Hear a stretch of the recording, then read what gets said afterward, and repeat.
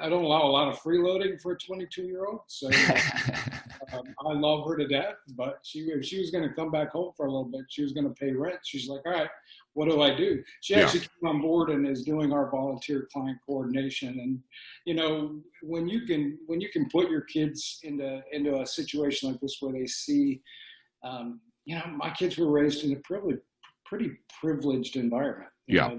They didn't know the pain that's out there. That's right. That's right.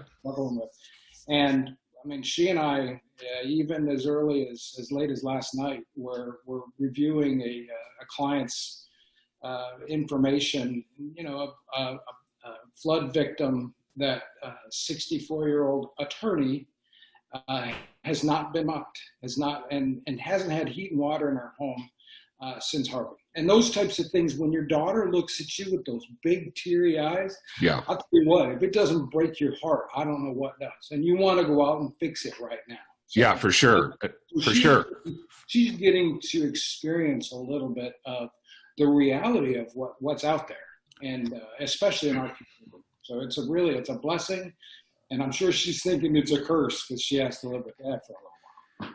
Well, my dad always used to tell me, and I didn't really appreciate it. And I really think what you just said about your kids grew up pretty privileged. Mine did too, mine are growing up privileged right now. And so one of the things, just like you said, that I worry about a little bit is how do we teach our kids how to deal with true adversity when they haven't really had to experience that much. And, my dad raised me and my little brother and my older adopted brother as a single father because my mother died when I was young. And so I got to experience some adversity early on, but for my kids, it's a little bit different story. And my dad always used to tell me, Ron, and it didn't make any sense to me until recently, that the people that he had the most respect for were the people that came from nothing and made something of themselves, and the people that were given every advantage and made something of themselves, because it's so easy when you grow up in a privileged background to kind of just screw it all away,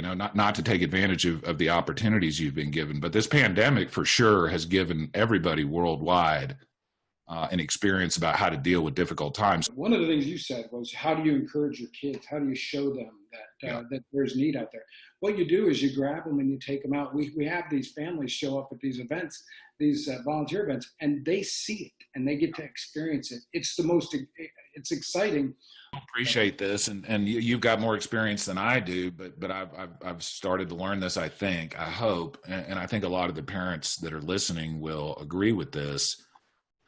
It's kind of a cliche, but kids really don't pay much attention to what you say. They pay attention to what you do. They're looking at what you're doing, not what you're saying, right?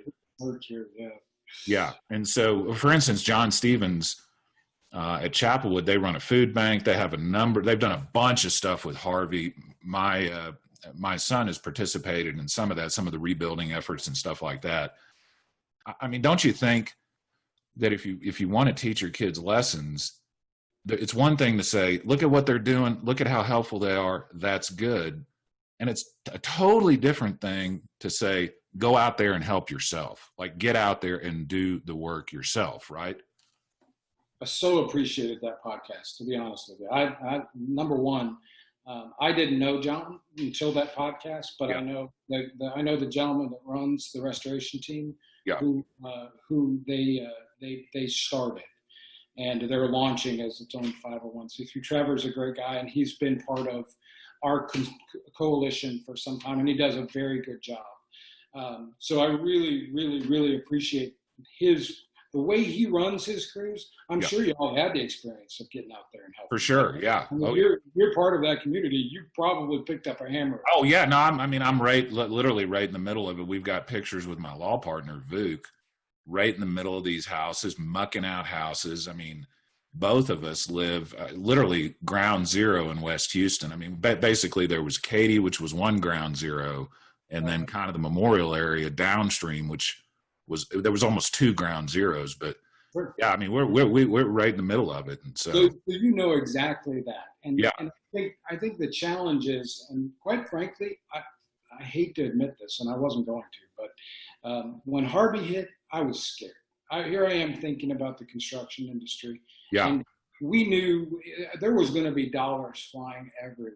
Yeah. Which ended up happening, right? There was so much contractor fraud. What we're finding, these contractors took $70,000, $80,000 of these people's money, and they did maybe $15,000, $20,000 of work. And that, I was so afraid of it that I just stepped back. So even during Harvey, when it was happening, like all I can do is I'm going to go drive through neighborhoods. I have a big truck, right? So I'm going to go drive through and pick people up. So that's all I did. We did a little mucking and gutting with the church, but I didn't want the business. And now I find myself in it, which is pretty funny. But no, I think the point of us as parents, we need to get out, especially our boys. And I'm not trying to say the girls aren't important or not valuable. But our men, our young men need to learn how to be young men. For sure. I so believe in the get off the video games and get outside a little bit, right? And do something, not just, this is where our society, I think, is breaking down. When our grandparents and our grandparents' grandparents, there's 10, 12-year-olds driving trucks and fixing tractors, and you didn't have the luxuries we have today. That's right. Today we're helicopter parenting, but one of my challenges, and I've got a really good buddy, Carl Kurz, who he and I have worked on some men's ministry stuff in the past, and he has facilitated and allowed us to do some of this at his ranch. We have Ironman weekends. We just get together and we talk about what God's vision for men is. Nice. And that's that stuff like that. If we begin to invest in our men and our young boys and our younger men and the new fathers, and we show them what it's like to be the real men, we're gonna step away from divorce. These single moms won't be single moms next time. Yeah. Something happens, right? Yeah. That's the breakdown of family is so much of what we see on this board. Had that not happened, a lot of these people would be fixed. Yeah. We wouldn't be, not that they wouldn't have experienced the flood, but they wouldn't be left behind. And that's what we're trying to make a difference there. But we as a community of men, you with this podcast, the types of people that you're interviewing, spectacular. And those are the stories that need to get told. Yeah. To show what real men are and how to be a real man. John Stevens was spectacular. I really enjoyed it. Yeah.